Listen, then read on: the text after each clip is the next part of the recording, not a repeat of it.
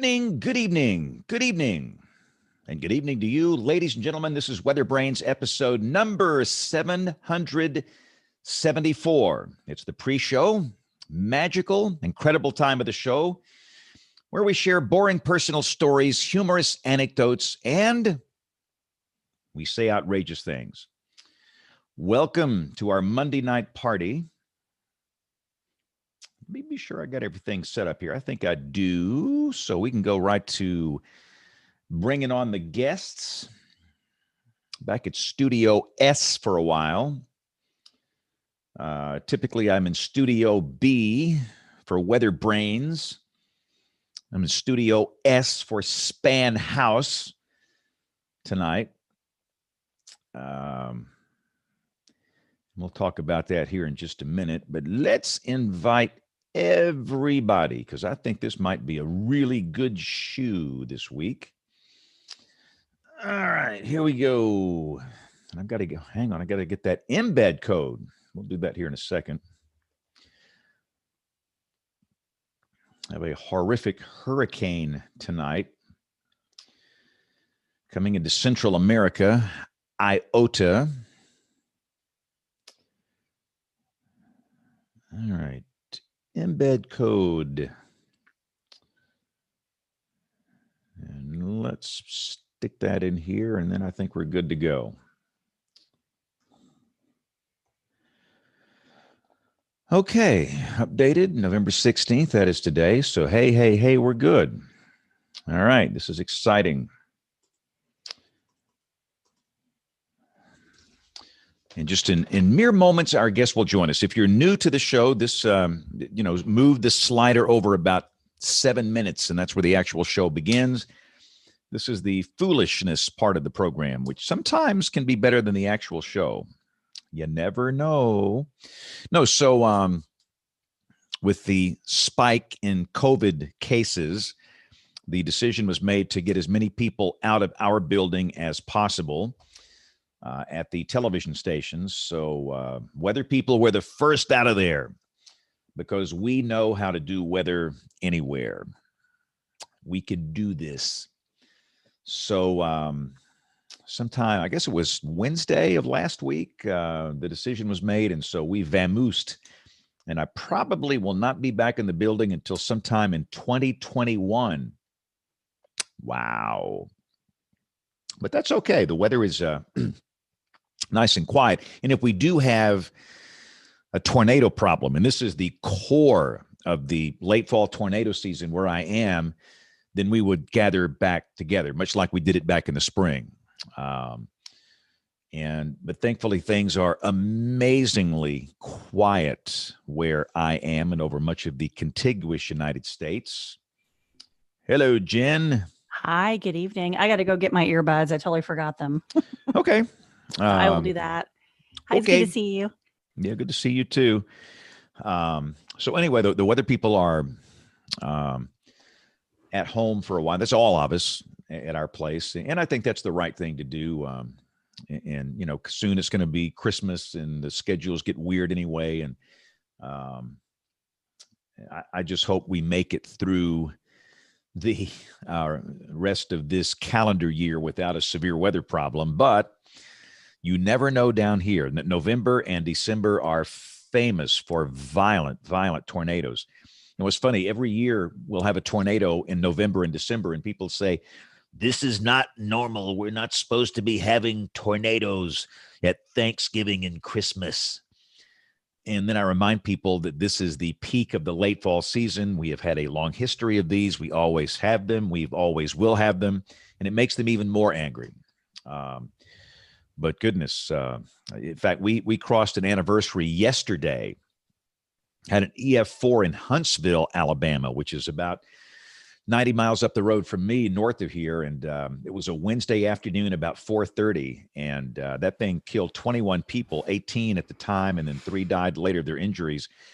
And this was during the middle of afternoon drive where people were driving home. And in 1989, Doppler radar was not in operational use in this state. And quite frankly, there was no warning when this thing first got down.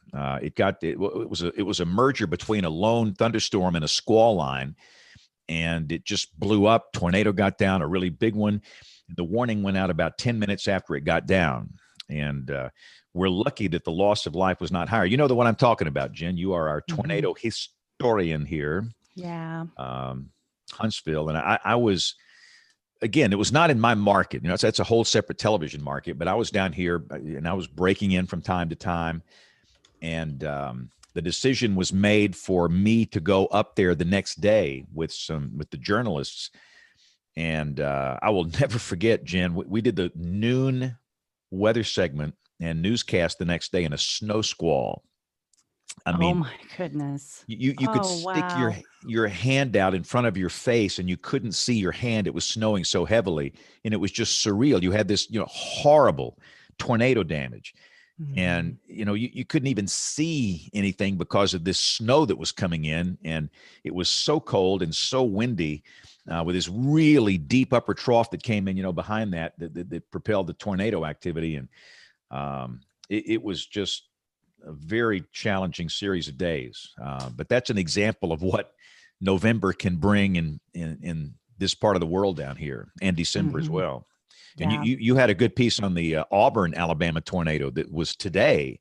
That was today. Yeah. Stayed on the ground into Georgia. Mm-hmm. And that was November 16th. I want to say, what year was that? That was 1988, I think. Yes. I'm pulling it up. We're real back quick. in the 80s.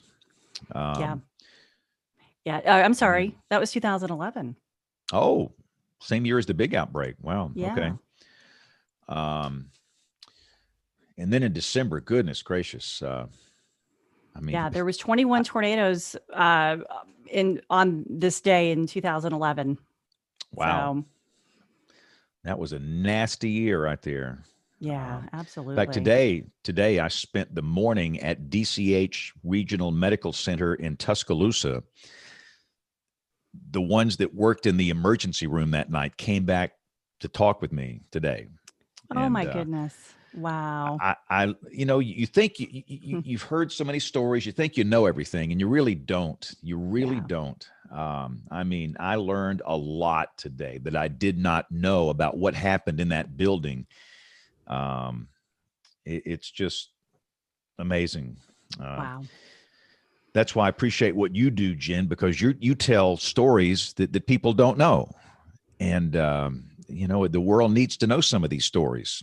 And whether, the future generations need to be able to look back and, understand this. I wish I had this kind of detail on what happened here March 21st, 1932.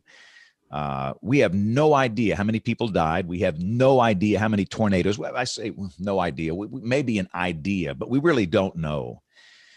And I'm so curious that event is just so curious to me. And J.B. Elliott was alive, our former colleague, my mentor. He was a very young child, but he tells stories from his parents and his folks down through there. But the fact that you're taking the time to document these, it's just marvelous. The database that you're assembling for future generations. So, well, thank you. Well, it's some of the most humbling emails I get are when somebody has written and said, "Thank you so much for writing about my family."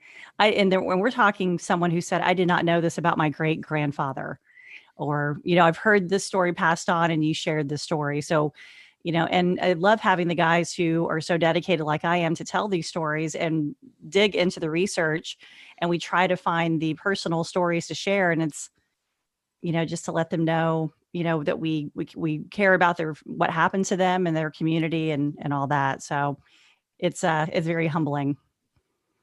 Well, it's great work. So Thank let's you. see here. I know that Aubrey is out. Bill Murray is out. Kim is on maternity leave. So I guess it's us. Nate, you're allegedly running the show tonight. You're the grand poopah here. Unmute. I'm posting email addresses in the chat. These are folks that should have invites. Okay. Not just me. I'm not flying this ship by myself. Well, let's just invite the email addresses I have here. We can do that. Once we get these folks on, then we can start to make it happen. It looks like my system knew him right away. All right. And we try not to share these email addresses publicly because you never know what creepers like to send nasty emails. All right. So they have now been officially invited into the party.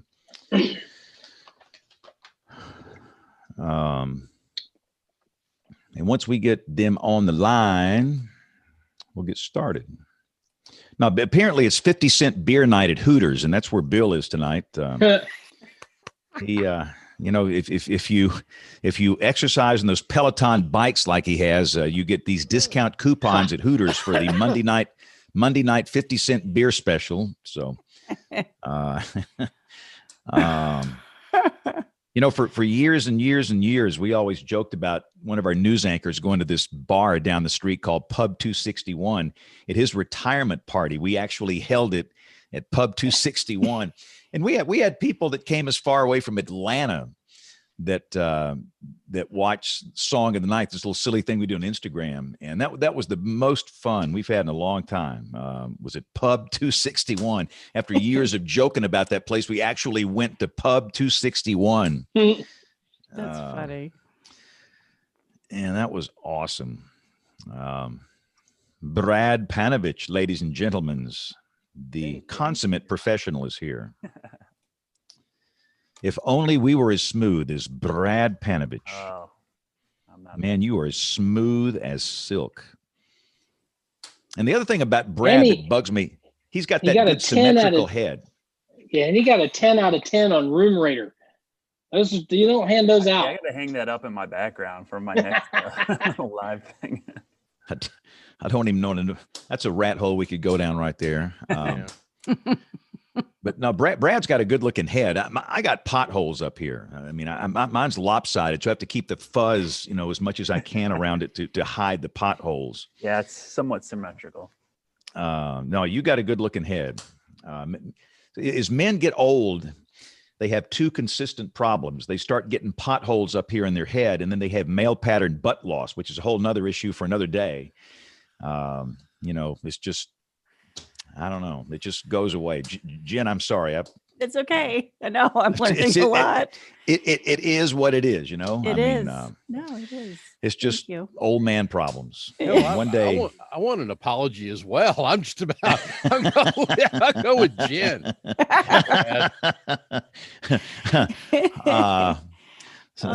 Troy, if you don't have that problem, that's good.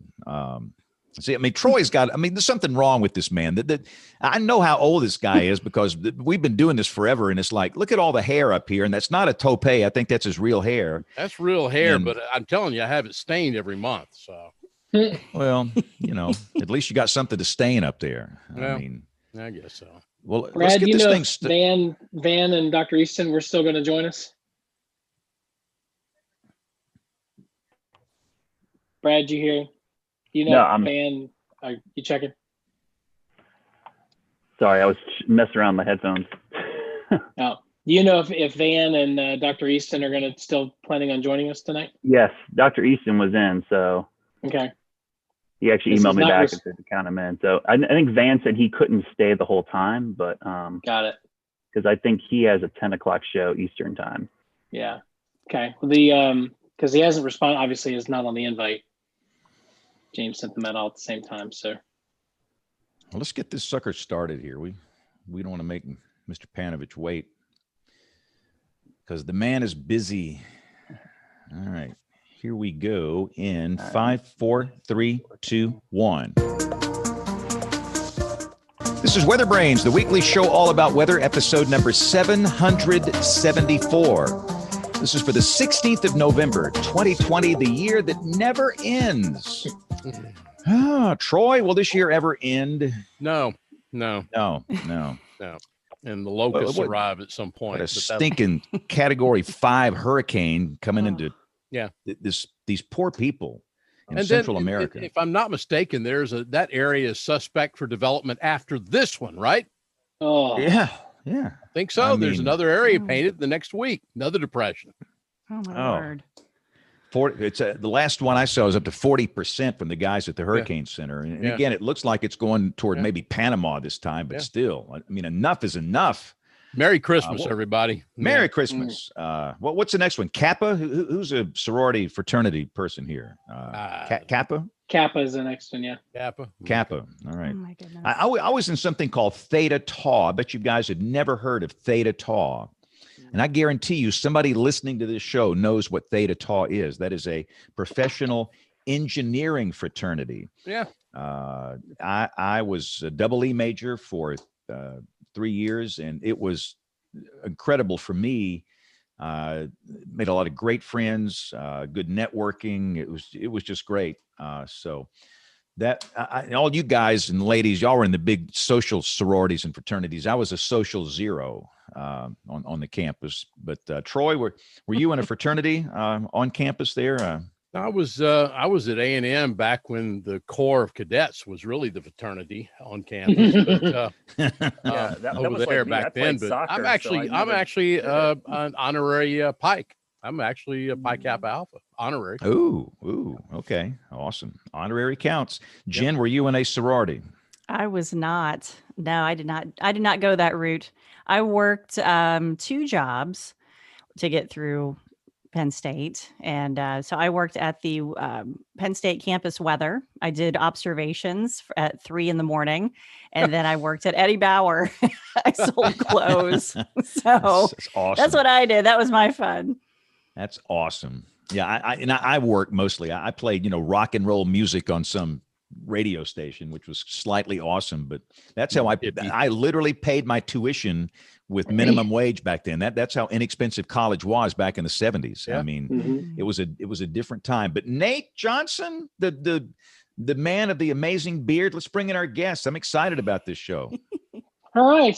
Well, a couple of guests on already, and we'll hopefully add a third here as we get going. First guest is the chief meteorologist at the NBC affiliate in Charlotte, North Carolina, Brad Panovich, a graduate of The Ohio State University. Spent some time in a couple of markets, including New Orleans, and now he's in Charlotte. Brad, welcome to the program. Thanks for having me, guys. Appreciate it. And our other guest so far is a fellow NC State graduate, now working at WGHP in the Winston-Salem Greensboro High Point market, just a little bit north of Brad. Van Denton. Van, welcome to WeatherBrains. Hey, everybody. It's good to be here. And I am impressed with that beard. I haven't seen you with the beard. Yeah. I don't have enough hair on top, so I got to keep part of the head, warm as it gets cold. So there's a connection here, and it's not just a North Carolina reunion here this week, but we're going to talk a little bit about radar coverage. And a few years ago, there was a hubbub, a hullabaloo, a stink raised perhaps about a couple of cities in the United States with what we might consider less than ideal radar coverage from the NextRad network. And those of you listen to the program, that most of the country is covered by these 100 plus WSR 88D radars. These are really top of the line systems. Even though they're a little old now, they still are the gold standard for radar data across the United States. And but there are a couple of large cities here in the eastern U.S. that have radar coverage that arguably isn't as good as other places. And one of those places is right here in North Carolina. Another one is in Cincinnati, the Cincinnati area. But we're going to talk a little bit about Charlotte because it was identified as having one of the worst radar coverages and the lowest levels of the atmosphere. And Charlotte, and then just to the north of there is the Winston-Salem Greensboro market, which is a little bit closer to a radar up in Virginia, but because that radar is in higher elevation, we still suffer the same kinds of problems. And Van and Brad are part of a consortium of folks here in the Carolinas working to try and improve that. So Brad and Van, first off, let's start off, Brad, we'll start with you. What really is the issue here? Well, this goes back a long ways, and Van, I can actually give a lot of credit to for starting this whole thing, at least from the government standpoint of contacting Senator Burr when he was visiting his station. He'll talk more about that, but for us, the issue in the Charlotte area is we kind of got pulled into this after a tornado in 2012 that was unwarned for, that occurred at about 2:36 in the morning. I remember that night specifically because I was working. I did one of those all-nighters. We had a little wedge boundary coming north, and we had a little cell that popped up, actually ended up producing an EF2 tornado that did not have a warning for it. And part of the problem was it was kind of in this like no man's land, not only of a really low radar coverage, but also between two CWAs. It was between the Raleigh forecast office and the Charlotte forecast office. So there was a lot of issues, but the radar played a big role in that, because if you weren't looking at the terminal Doppler radar, which is the FAA radar based here in Charlotte, you probably would have no idea that this shallow circulation was forming. And that's kind of the issue. The radar in Greenville, Spartanburg, which covers the majority of the Charlotte metro area, by the time the radar beam gets up here, it's averaging between 6,000 and 10,000 feet above Charlotte, which is the most populated center in the Southeast between DC and Atlanta. And so a lot of our circulations are these QLCS tornadoes, or these, low top supercells, which are really shallow circulation. So you're not going to see the circulation unless you have lower radar coverage. So it kind of highlighted this issue that, goes back even further than what predates my arrival here in Charlotte, which is now 18 years, where, we used to have a radar here. And when the Weather Service was reorganized, we kind of got left out of the loop. And, I'll hand it off to Van, because Van can pick it up there for how we kind of got this, got the ball rolling with this legislation, which has kind of led us down this. Anybody who's had to deal with government bureaucracy will know it's led us down this road of just like dead ends and then churning, and then another dead end and then churning. It's been crazy. And I will say what was really exciting here in the last probably year and a half was that we had this public-private partnership starting to come together, where we decided we were going to go through local governments and try to do some FEMA grants. And then lo and behold, there was a report given to Congress, which blew that whole thing up. Yep. And we could talk a little bit more about that, but I'll let Van kind of talk about how the legislation got started. Yeah, and as Brad mentioned, Brad's been around a long time. I guess in spite of having my hair, I've been here since the 80s. Actually, starting in the weather business in the Carolinas in the 1980s, back when we had radar site in Charlotte. We also had the one that's near Danville, was called Vollins, which was replaced also in Blacksburg when they did the modernization in 1996. But as soon as the modernization took place in the mid 90s, I realized that was going to be a real big problem in this part of the state. From Charlotte back up to the Triad, we all were kind of in a hole. We were relying on radars that were quite a distance away. And the concern had been real for a long time for many of us. And then, as Brad alluded to, the tornado that hit the Charlotte metro in the nighttime hours in 2012, I saw that as an opportunity to try to get some attention. And being here as long as I've been here since 1990, and over the years I've been here, we've had some senators and congressmen come through, and we see them on a regular basis and talk to them and get to know them. And so I immediately reached out to one of our House reps, which was late Howard Coble at the time, and also wrote Senator Burr. I can't remember if he was already in the Senate or if he was still in the House at the time, but I wrote him, and I thought, I'm going to give them the example of what happened in Charlotte, and maybe they will see that there's a real problem. And immediately I got form letters back from both of them, and I could tell that someone else had intercepted their mail and that they had not gotten the mail, and that no one had taken it seriously, because I knew them well enough that they'd have put some line on there that was personalized. And so I waited patiently, tried to call, didn't get anyone. I was hoping they'd come back, and we went for an unusual number of years before they came back to the station for a visit. And finally, in 2016, Senator Burr came by here to do a talk on national security in one of our newscasts. And I heard he was going to be here 30 minutes before he got here. So I literally got a piece of paper, scribbled some notes on there, and took it to him when he was waiting in the green room to be on TV. And I just stopped in to say hello to him. And I said, by the way, I said, I know this is off the wall here, but there's something I've been trying to reach you on for several years. I said, it's about this radar issue. And I gave him the scribbled notes I had and my phone number. And I said, if there's anything you can do to draw some attention to this, I'd appreciate it. And 2 weeks later, I heard from one of his staff members that called me and said they had reviewed it and they saw that we have a real problem in the Western Carolinas, and asked if I could get a couple of other meteorologists on board. So that's when I called Brad. Brad was happy to jump in, another meteorologist, Eric Thomas in Charlotte. And we all started working on this together and pulled our notes together. And they saw that and they believed in it enough that they pushed it up through Congress. And as Brad can tell you, we got Congress to sign on, the Senate to sign on, and President Trump signed it as part of a weather improvements bill that was enacted in the first, 90 days of his presidency, right, Brad?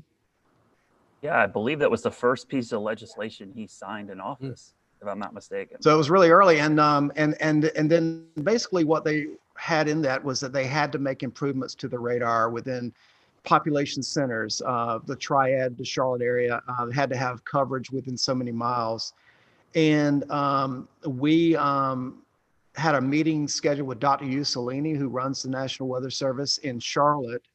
And at the meeting, Brad and I were sitting there together, and he told us that their Band-Aid fix was they were going to tilt the radars down so that they could see a little farther out. But that was truly a Band-Aid on a major wound.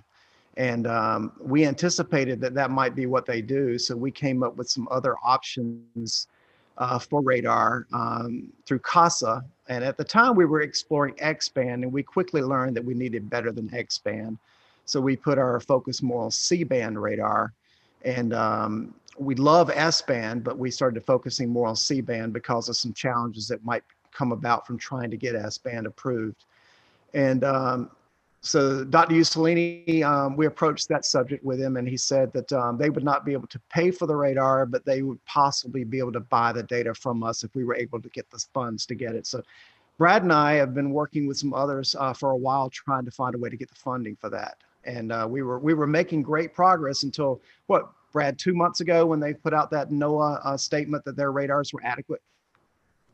Yeah, so as part of that legislation, they had to basically do a report, like, what they were going to do about all this. And this report to Congress, which I'm sure you guys have read or seen, was basically just a big wet blanket on basically the need for further radar. Just to summarize the study, basically, or the report, I should say study, it was a report to Congress, and it was definitely geared towards Congress. It was not really a scientific paper per se. Basically said that you don't need radar coverage above 6,000 or below 6,000 feet because radars don't issue tornado warnings, forecasters do. And so it was a really bizarre report, which a lot of weather service people actually pushed back off the record to us. And a lot of meteorologists like, what are you talking about? You should have better tools. You can see, especially low top supercells and QLCS tornadoes much better with lower radar coverage. But what it essentially did was it basically stopped the state and our FEMA grants dead in their tracks, because once that hit Congress, they basically said there's no way we can get this funding. Basically, we were looking for mitigation funding from like Hurricane Florence or Matthew to help build these. And so not only did the Weather Service kind of like say, hey, we're not going to pay for radar, which I totally understand. They have limited funding. But because of this report, they basically killed our private-public partnership by going for grants. So now we're kind of back at square one of like, we have to do this totally private. We have basically no public funding right now unless some other, unique way comes about to pay for it. Brad, I've got a question for you. You and I are friends. We know each other. I want to make sure that I clarify what you've just said, and I want everyone to listen to this because it's amazing. I want to make sure you're telling me that in a report to Congress, and I won't say what I think about Congress because that'll take till midnight. But if you write that, you have to do it with a set of alphabet blocks anyway. But the bottom line, you're saying that National Weather Service told Congress we don't need radar below 6,000 feet because we have people issuing the warnings. How in the hell do you expect those people to issue those warnings without that data below 6? The Weather Service said that. Yeah, right. That's basically what it said. It basically said that the radar data was adequate and that they didn't need it below. Now, and it referenced a lot of case studies about deep circulation. As you guys know, some of these huge supercells in the plains, the mesocyclone is very deep. And what I mean by that, it goes up high. You're going to see that at 5 or 6 or 10,000 feet even. But you guys know in the Southeast, and James knows this, he deals with all the time, these nighttime tornadoes, the circulation is shallow. It's below that 6,000 foot elevation. So you're not going to see it. And in some of my metro area, the beam is at like 10,000 feet. So it makes it incredibly difficult to forecast. And the way I look at it is the Weather Service employees are some of the best forecasters in the world by far. They are. But you're basically telling them you're not going to give them better tools. I mean, I don't get it. It's like my whole thing with that is I think the Weather Service is playing off the pure ignorance of Congress.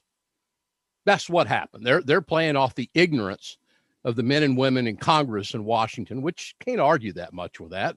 But that's just amazing to me. Troy, we could add to that too. Brad was sitting with me at the meeting, and Brad may remember when we had that meeting there with Dr. Ussolini and his team in August of 2018, just 2 days earlier, there had been a strong circulation over Mecklenburg County, and we all use National Weather Service chat, and it hit me while I was on the air. I was covering these storms during our newscast. We were not under a warning in my metro or my DMA, but I saw it come across the screen. I thought it was very curious that Greenville-Spartanburg put out a chat request asking one of the TV stations in the Charlotte area, and Brad, I think it was WSOC, they were asking them to let them know if they saw rotation on their radar. And as soon as I saw that, I'm standing at the weather wall, and I'm having a hard time containing myself from grinning and smiling, thinking this is something I'm printing out for our meeting. Yeah. And as soon as we were done with our newscast, I went back and I did a screenshot of that request from the Weather Service asking the TV station to assist them on determining if there was rotation. And so at our meeting, I actually had a printout for everybody. And when they said that they had adequate coverage in what they needed, I said, well, then why do you need to ask a TV station to confirm and show you if there was rotation? If you couldn't see it, you don't have what you need. And I handed it out to all of them. And they said, well, it's important we all work together. But that was the answer. Do you remember that conversation, Brad? I do. And it was bizarre because we have a C-band radar, and for years we shared our data with the Weather Service. SOC is unfortunate enough to buy a higher powered dual pole C-band. So they have a local radar, and oftentimes they do let the Weather Service look at their data whenever they need it. And, as a meteorologist, it's like I always tell people, radars are like security cameras. If there's a crime committed, the more angles and more cameras you have that view that crime, the better you're going to figure things out. And they're basically telling you, we only need one camera and one camera angle to view this. So I don't blame them for wanting to see more slices of radar data. I do. I want to, if I had radars all over the place, I'd be looking at all of them, give me mobile radars, give me any kind of radar data. Yeah. So it's really frustrating. And while I totally understand, I feel like the Weather Service is so underfunded. We kind of knew, to a man, Van and Eric and all, we all kind of know, hey, they don't have the money to fund this. We weren't really asking for that. We were just kind of hoping they would buy the data like they have in other parts of the country. But what happened was this study or this report, whatever you want to call it, I'll call it a report because I don't want to call it study because that means it was actually kind of reviewed. But it basically just squashed our chance of doing it on our own. So not only do they say, we're not going to pay for a radar, we're not going to buy you one, we're not going to buy your data. Oh no, hey, we're going to give you a report to Congress that's going to kill you from getting any grants or funding through FEMA. And it was incredibly frustrating. I've never been so mad in my life about something.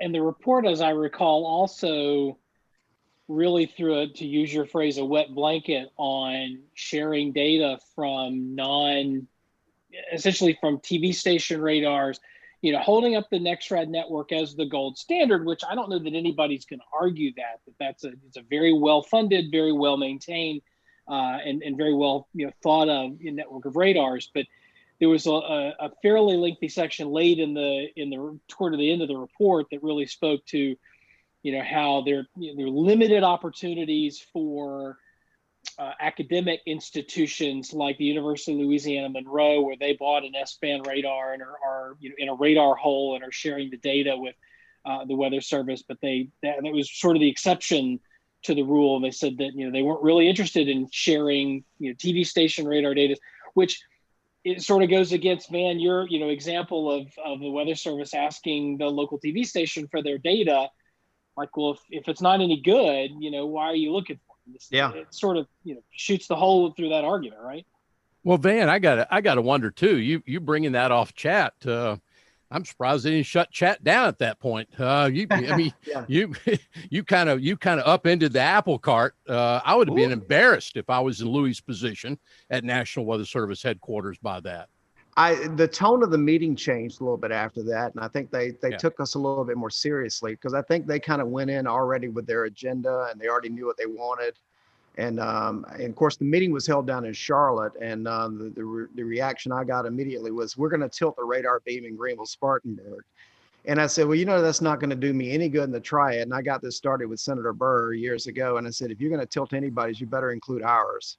But I said, but that's still not going to fix the problem. I said, that's only going to improve it. I said, your beam is still going to be a distant beam that's going to be fanned out. It's not going to have good quality and resolution. And, it's still not going to fix the problem. But he said, that's all we can do right now. Yeah, it was incredibly frustrating because, everything they have done is just basically to do the bare minimum to satisfy the legislation, which lowering it to 0.2, don't get me wrong, that's great, but it's like an incremental little, like as Van said, it's like a Band-Aid approach to a gaping wound. And then the study was basically done just to satisfy the legislation and be done with it. And so what happened was, so we had been working on a project to get 3 radars, 3 dual band C bands, 1,000,000 watts each, kind of spread across our area. And we were going to help fund it through Council of Governments. We were basically doing like a modified version of what they did in North Texas with CASA. We approached the Council of Governments, which, if people don't know what those are, it's basically all the counties have a representative and they're part of this Council of Government. They were all gung-ho. Their membership was fully on. They were like, we want to be part of this. And so our next step was to approach the state of North Carolina about getting some FEMA mitigation funds, which if you guys know, these mitigation funds, there's a lot of money available sometimes with these. And what better way to mitigate weather disasters than getting better radar coverage? I think New York State used Sandy mitigation funds to build a mesonet. So our goal was to build a radar network. Well, as soon as the emergency manager for the state of North Carolina, Michael Sprayberry, saw that report, he basically told us this is going to keep us from getting any funding from that FEMA mitigation funding, because now that there's something on the record from the Weather Service saying there's no need for this, it basically said that we can't use government funds for it. Is there, in this report, is there any way to rebut it or to put something on the record to try and argue the point? I mean, you mentioned that you've had a number of National Weather Service and other NOAA employees and some academic folks reach out to you and say, look, this report, we don't know, we don't agree with it, basically. Is there any way that something could be put on the record to try and rebut that and maybe open the door for some funding? Absolutely. And Nate, that's basically what the Council of Governments wanted us to do, is start looking for either a university or some independent third party to write a counter report to basically prove. We'd have to go through, basically counter this study or this report to Congress to kind of prove our point. So that's why we kind of brought in Dr. Easton and at the University of North Carolina, Charlotte, that hopefully, I don't think we're ever going to get him from the Weather Service to go on record, because they're going to, I don't blame them, but off the record, most of them say, this is ridiculous. I remember the day that thing got linked out. I think the Washington Post or someone sent it out. And the tweet responses were amazing from people at SPC and across the board. Like, they couldn't even believe it. Operational forecasters like, what do you mean we don't need more radar coverage? Because those are the people that do it every day. So that would be kind of our next step, but we kind of feel like it's going to be hard to do, honestly, because that takes time, Here's the thing, Brad. Bottom line, there is something that'll change this. And unfortunately, the government's very good at this. U.S. government is very good about being reactionary. All it'll take is one big event, and then you're going to get it. But the work, Van and Brad, that you've done is for naught at that point. Now, it may be good enough for the federal government, so they'll be reactive instead of proactive.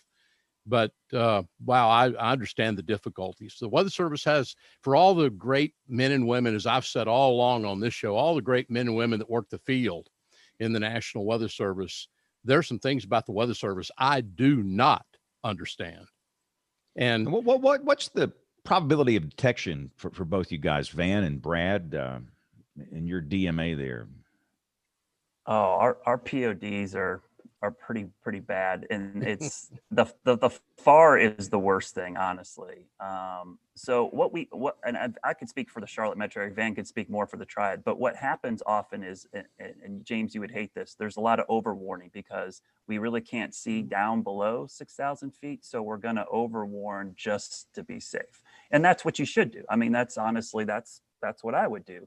But when you're in a metro area and you start getting cry wolf syndrome, where there's so many false alarm rates, it's off the charts in our area. So the FAR is actually probably a bigger issue than the probability of detection, because we're over warning. Now, I will say that the forecasters at the GSP office have become really savvy, and they've really learned to kind of, because we have a lot of eyeballs in our area, so we kind of wait for a little more ground truth sometimes now, but that's a big problem at night, and during these these QLCS events, you're not going to have much chance to see anything. So there's going to be a high FAR or false alarm rate with some of these, especially in the Charlotte area, at least for us. I don't know about Van. You got some big FAR up there as well. I'm thinking the false alarm, and Brad, I believe this number's right. I think I've heard like 70% false alarm. Does that sound about right? I want to say it's 77%. Yeah, it's up in the 70s. I mean, it's a lot of false alarms. And I mean, and the problem is you cry wolf so many times, people get where they don't believe you. And they think, oh yeah, it's just another warning that's not going to verify. And that happens more than not. And you and Van, you and Brad, you're the one, let's just admit it, you're the guys that pay the price for that. They ain't people bitching at the Weather Service because they have the warnings. It's going to be the Brads and the Vans of the world where they're going to come back and take it out on you, as James has pointed out, via the social media that's out of the box now and everything else. And that's a sad thing. Yeah, we had to deal with that a couple of weeks ago. We had a Panthers Falcons football game, and they're rivals. And I had to break in for a storm and warning. It went on for 35 minutes, 4 different counties. And it was, again, false alarm, nothing verified. And you should have seen the messages that came out right after it. And I think it's worth pointing out for those that maybe not familiar with the geography of North Carolina. I mean, I think you've probably flown through Charlotte. If you fly American, you've probably flown through the Charlotte airport. The metro area of Charlotte's 2.7 million people, Brad, give or take. And then the Winston-Salem, Greensboro, High Point metro area, or the Piedmont Triad, as it's called, is another 1.7 million people. So it's not, we're not talking about, rural, areas. These are reasonably heavily populated areas. And, for all of the people, there's really not, you're sort of sandwiched between 3 radars: Greenville, Spartanburg, South Carolina, Raleigh, which is really on the other side of Raleigh from all of this. And then, up in Blacksburg, Virginia, which is at some elevation. So you're at a disadvantage already. And while they did, like you mentioned, drop the tilts, the lowest tilts normally on an XR, it's 0.5 degrees. On these, it's 0.2, 0.3. Now, and I think that the situation in the Winston-Salem, Greensboro area is maybe even a little worse than it is in Charlotte, because at least in Charlotte, you have a terminal Doppler. The Charlotte airport is a major Class B airport, and so it's got a terminal Doppler radar, and that data gets fed out to the Weather Service and to Radar Scope and everything. but there is no such luck in the Winston-Salem or Greensboro area. And so the radar coverage, the low-level radar coverage there is really, really poor. Yeah, it's we always, well, we do these presentations to these councils of government, and we show them the map of North Carolina, and we show them where the 88Ds are. And in North Carolina, think about this, if you know where in I-95, it's basically the coast. There are 3 radars along or east of I-95 and 0 in the western 2/3 of the state. I mean, it's amazing how lopsided the coverage is in North Carolina. But I mean, we have all the population. Our population is much higher in our part of the state. Exactly. Yeah, that's where most of the people live in the western 2/3. And then you look at South Carolina, which we cover part of South Carolina. We've got 3 radars, and that state is about half the size of North Carolina. So it's, you start throwing that out there, it just looks bizarre. It's like, and be honest, when this was reorganized, I don't think there was really an idea of the growth that would happen in the Piedmont of the Carolinas. And as Nate mentioned, thank goodness for the terminal Doppler. A lot of times when I bring this up, people will say, well, we have this terminal Doppler. Let's be honest, the terminal Doppler is not a real fix. It's a very weak radar. It's a small C-band, and we have huge beam blockage issues. And we don't have enough. C-band has a lot of attenuation. For people who don't know what that is, it basically, you get rain fade. If you have satellite TV, you know what I'm talking about. When it rains, you do not get a signal. What happens with the terminal Doppler, it's a very weak C-band.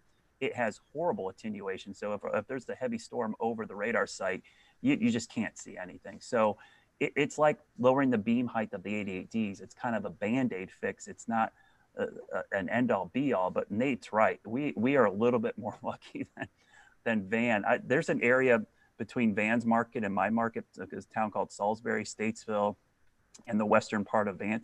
That is like, Van, I think the beam height there from all the radars is like 13 or 15,000. I mean, it's crazy how high some of the beam heights are there. Way up there, a couple miles. And those are huge population. It's not like a little town either. Those are big. That's I-77, I-40, I-85. There's a little triangle between all 3 of those where there's basically no radar coverage. And that's where we originally wanted to put an S-band radar, was right there around Salisbury, because we thought that would be a perfect fit for everybody. So what's the plan? Oh, go ahead, Troy. I was just going to say, now, since all this has happened, we seem to have gotten a radar for northeastern Alabama, high top. We got a radar for northern Indiana that got put in. We went and found a radar on the Mississippi coast for Langley Hill. And by the way, that one we really needed on the west coast. We did for the west coast of Washington. Yeah. That was important out there. What was the difference in those 3 cases in our case here? Do y'all think that was all political? I know in Washington that was very political, and they found the used radar down the Mississippi coast. But what's the difference here? Are all these kind of political decisions? I think so. I mean, okay. Let's be honest. Now, one of the issues, and Van could talk about this, one of the problems we've had is we have been trying to find a politician champion for this.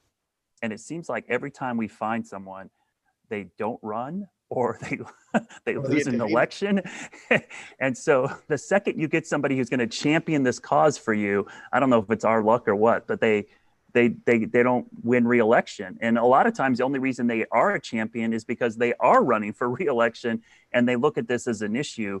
But in a lot of those cases, Troy, I think it is political, or there's some big business or military interest who has helped push that through. And so far, we're trying with like Duke Power here. I mean, we're talking a lot about tornadoes, but let's be honest, if we have dual pole C-bands, heavy precip, winter precip, icing, there's a lot of parameters that will be, and we have Duke Power, the second biggest energy utility in the country based here.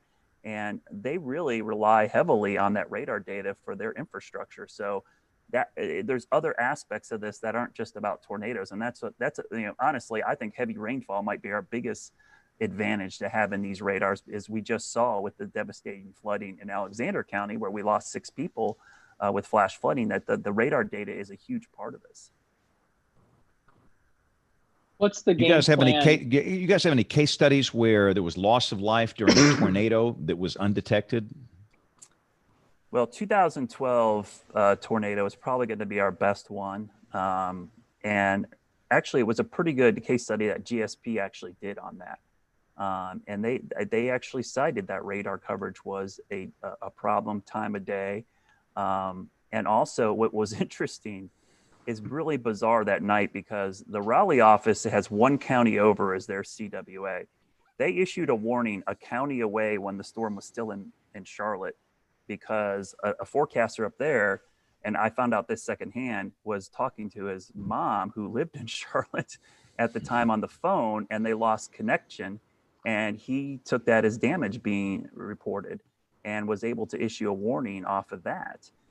But it was really bizarre to see this like county gap between the warnings. So there's at least that one case study, James. But I think probably tornadoes are tough to do case studies, because like Troy mentioned, it takes a big event like that.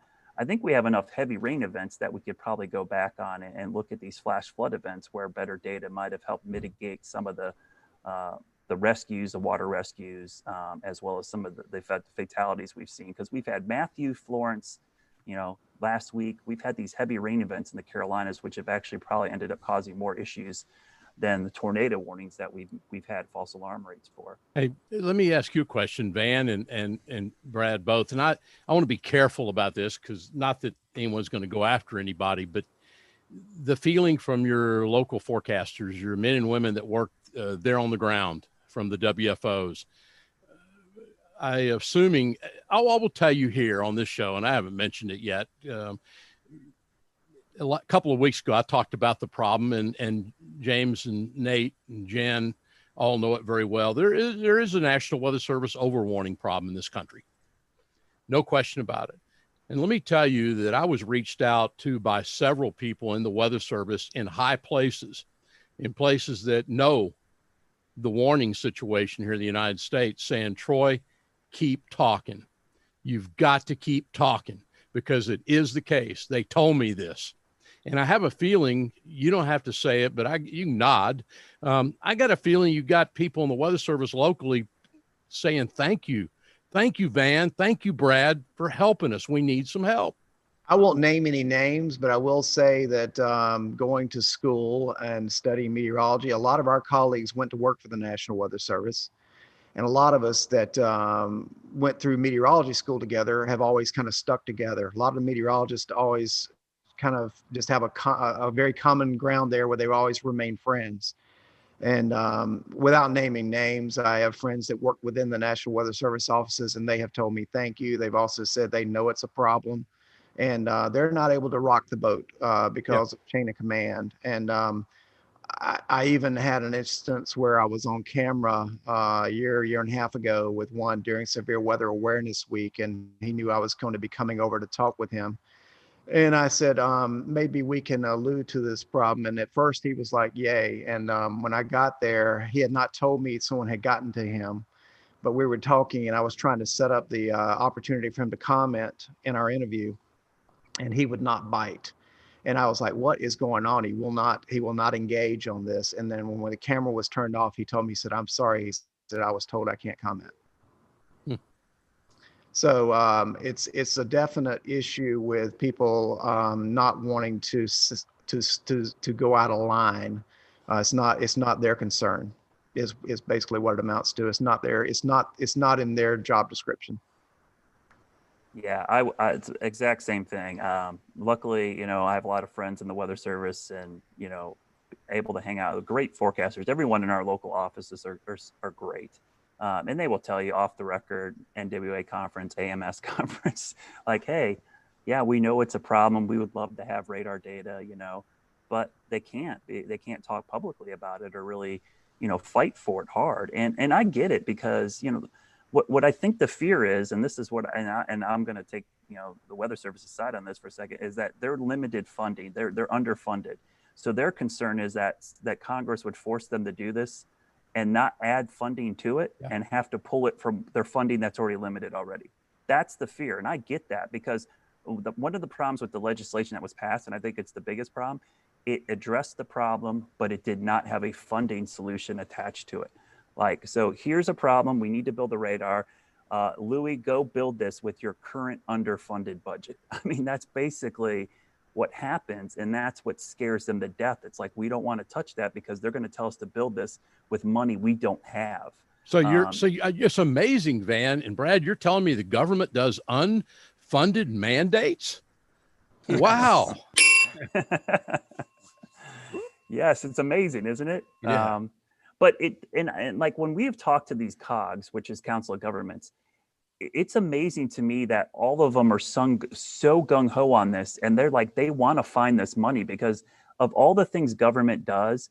I think this is one of the easiest sells to your constituents to say, we're going to build something that's going to affect you every single day of the year. It's not something you'll never use or ever have an experience with. It's kind of like trash pickup. It's like, yeah, I'll pay for that because you're going to pick up my trash every week. But with weather data, this is going to save lives, and people understand the importance.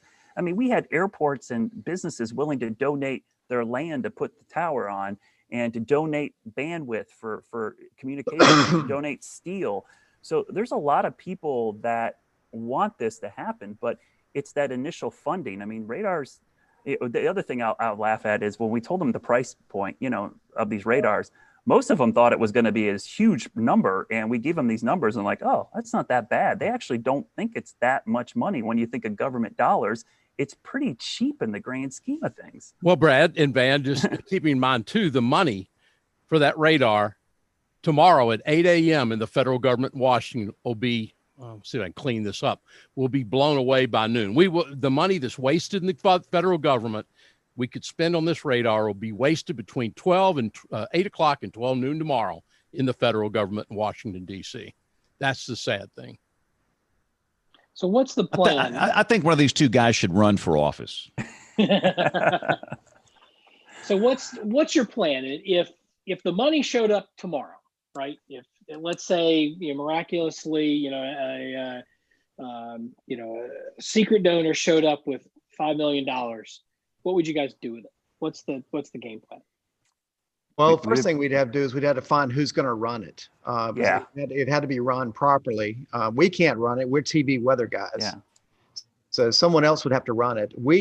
Brad and I and Eric, our big job for the last several years is we've tried to draw attention to something that needed fixing. And we've tried to, shake the right trees and just get some action on this and give people information as they get it. But beyond that, there's not much more we can do because our commitment is to television. And so someone else is going to have to run this. So we'll have to have someone that can take it over. Yeah. And Nate, I mean, in a perfect world, the State Emergency Management Office would run this. That would be our goal because one, they already have the infrastructure in place to kind of run something like this. They have local people in each part of the state. So if there was an issue with maintenance or having to get out there and let's say reboot computers or God knows what happens at the site, they would be well equipped to go work on it. And it gives it a state entity and a state group. And also part of the reason to get it into the state emergency management is then there would possibly be continuing funding there because once it gets in there, it's easy for them to just roll it into their budget. And that's the other part of this. Paying for the radars is one step. The continuous maintenance and upkeep is another issue. And that was always my biggest concern. Like once we pay for these every year, it's going to cost money because, radars turn in at one revolution a minute, every hour, every day, 365 days a year. It's moving continuously. Stuff's going to break. So that's a big part of it. But Nate, honestly, what I think we would do, we would buy our radar. We've got 3 sites picked out. We've got vendors and we've got quotes already for some of the vendors for what it's going to cost. And if we had to prioritize, we'd probably build one radar first and then add on to it. But that would be the next goal. But Van's right. Somebody to run it is a big part of the problem. And that's what a lot of the funding was tied to as well and why we approached the state. Otherwise, we'd have to create some entity like some kind of nonprofit to run it, kind of like what they did in North Texas with CASA. We could do something like that. And then the COGs could actually run it and take over. To me, it's really important to get it into some kind of already established hierarchy or structure like a COG or a local government or state government who can then help maintain it and have it be part of the funding. Because once like everyone tells in government, once it goes on the books, it's easier to keep that funding rolling once you get it going. is there a role for the university system? You mentioned University of North Carolina, Charlotte, North Carolina. They have a meteorology program. NC State has a meteorology program. Have you contacted them? Is there any interest in helping out in some way, shape, or form? Well, I know UNC Charlotte, we have approached them. I work in the department as an adjunct, and they would love to be part of this process because they would love to be able to use it for research. And that's that of all the stuff we've done, the coolest thing about this, guys, is that we have 3 TV guys from 3 different companies. I'm at a competing station with Eric. We're all working together to make this data public to everybody. That was a big part of this. It wasn't, one of the things that we didn't like about CASA was that only the paying people got the data.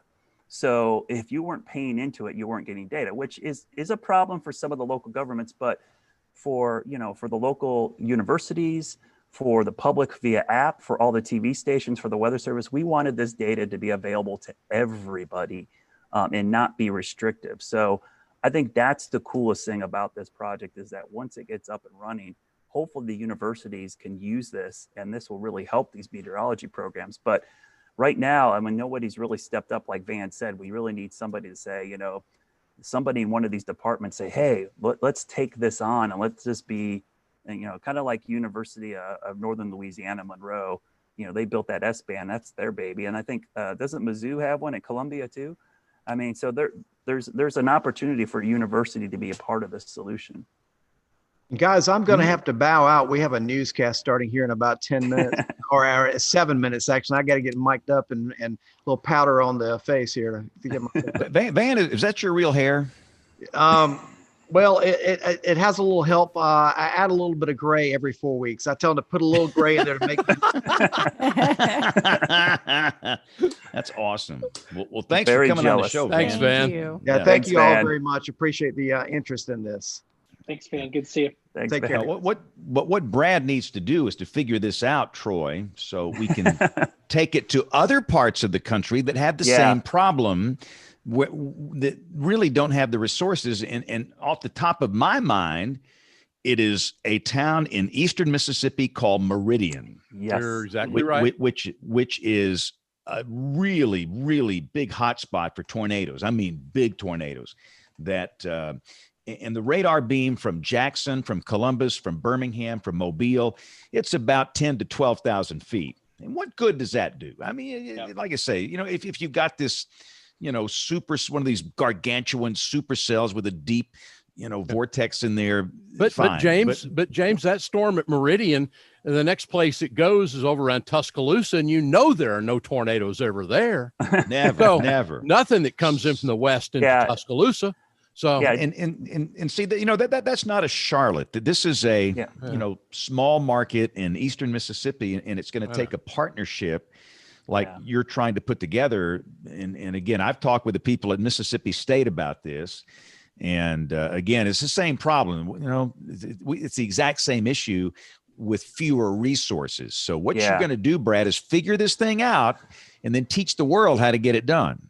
Well, and that was kind of our goal. I was really hoping that we'd get this done, and it could be something we presented at a conference and like, here's how we did this public-private partnership here, and here's how you can do this in Columbus, Ohio, or in Meridian, Mississippi, or in one of these other radar holes that we know exist, and hopefully solve it. My next step is I have all these plans of like, what do I do when we run out of this? We hit this dead end. My next step, and unfortunately COVID kind of put a damper on this, was we have a lot of Fortune 500 companies here in Charlotte, was to get in front of these companies and try to get some of their charitable money to pay for these radars. I mean, we have Bank of America's based here, Duke Power, Truist Bank, which has just moved up here. It was SunTrust and Fifth Third merged, and they're in Charlotte. So we have a lot of money in Charlotte. We're lucky. We're the second biggest financial center in the United States outside of New York. So there is that money here, but that would be pure donations. That's a much harder ask to go in front of a bank and say, hey, we want you to just fork over $10 million or whatever. But put their logo on the radome, Well, and I don't care if Duke Power wants to do that or whatever, I mean, I'll call it that on the air if they have to, but it's such a big public service. And I'll be honest, James, we've been kind of like low key. We have not publicly, I haven't gone overboard publicly because in really reference to the COGS, because they were really nervous about this being a public issue, because once their constituents found out there's a problem and they didn't do anything, they're really worried about the pushback when there is a big tornado or something. Yep. So there was real concern on their part, like, hey, we know there's a problem, but let's not make this too public until we can figure it out, because what's worse than a big storm happening, knowing that somebody knew that there was a problem and didn't do anything about it, that's a bigger issue. So there's going to come a point where it's going to become a public issue. And that's really what we need. And why we're doing stuff like this is we need the public's help. Talk to your congressman, your senator, your local officials. Let them know this is an issue. This is a problem we have. And it's happened in other parts of the country. The Weather Service needs more money, but we need money for these radars as well. I think we ought to get Louis on the show, Nate. I agree with that. And then again, it's like what Brad says. If you don't have the money, you don't have the money. So if you get this radar, you got to go fire 30 people. I mean, something's got to go. And I'm not faulting him, but I'd love to get him on the show and talk about this issue. Well, and he's in a tough spot, James, because his job is to run this thing without going over budget. I mean, I would hate to be in his role, but that's his biggest fear. And the problem is why can't we go to Congress and say, you're underfunding this? This is one of the most valuable resources we have in government, the National Weather Service. It's like, why are we making cuts? We should never be cutting it. And Troy, you're right. There's so much wasted money. Some of the stuff we waste money on, it's infuriating, because it's like we could have built 10 radars with some of this stuff. Well, and the other thing is too, Brad, let's just admit it, that Congress, all they're interested in is getting reelected. They're not doing the country's business, in Troy's opinion, and I'll stand by that. They're not doing the country's business. They're out there trying to get themselves reelected constantly. And that's a problem. And that's a foundational problem here in the United States. Yeah, especially in 2020. Yeah. And that's honestly what's happened to this project many times is people that have signed on. Like at one point we had Elizabeth Dole, because she's from Salisbury, North Carolina. And when the band was talking about, we were like, hey, you can build the radar in your hometown of Salisbury. It solves our issue. And it's like your calling card as a senator, but then she loses re-election. So it's like we had a local congressman, Pittenger, who was a big advocate. He really helped us a lot, his office, but he actually held that meeting after he lost an election. He was still helping us after he lost his election. So I really give him credit, but his hands were tied because he's out of office. So it's really frustrating. I tell you, having to deal with government in this way has taught me a lot of things about how infuriating it is to work with the bureaucracy and deal with government, because it's just like, they've got an excuse for everything and there's an out for everything. And it's like, it's just frustrating. And I feel like we were so close this time because of this FEMA money. And then to have that study come out, guys, was honestly the biggest buzzkill ever. I was like, I cannot believe we were this close. We actually had quotes and radar sites picked out and people, and then boom, it's like, that's it. Here's this study saying radars don't matter, people do. It's like, it was shocking. And I don't think anybody's going to argue that people, issue the warnings, but they do that based on data from tools.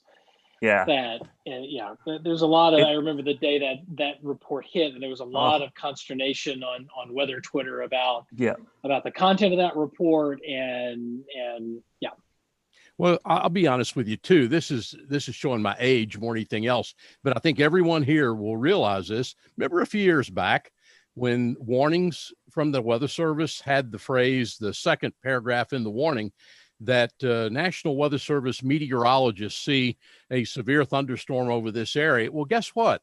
They got rid of that with the last rendition of Warn Gen, and they've told apparently them not to use that anymore, and they're to put in there National Weather Service radar shows this and that. And again, I have talked to Louis about this till I'm blue in the face, that the bottom line is your people are issuing the warnings. I think that's what they're saying in Washington. But their warnings don't say that. I think that they ought to be giving the people the credit for issuing those warnings. And if you look at any warning issued in the United States today, it says National Weather Service radar shows us. People think what? Yeah, they think it's a bot issuing the warning. Exactly. It's not. It's a person, because you've seen some of these warnings.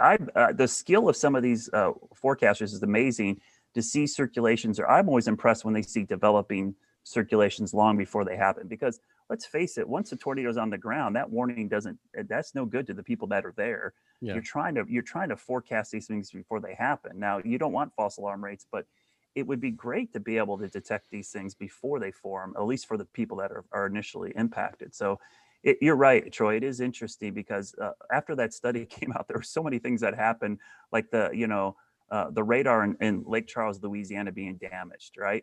And then them wanting to send a mobile radar down there. And I tweeted at that Weather Service tweet. I kind of, trolled them a little bit and said, what do you need a radar for? You got radars in Houston and New Orleans. You don't need a radar in Lake Charles.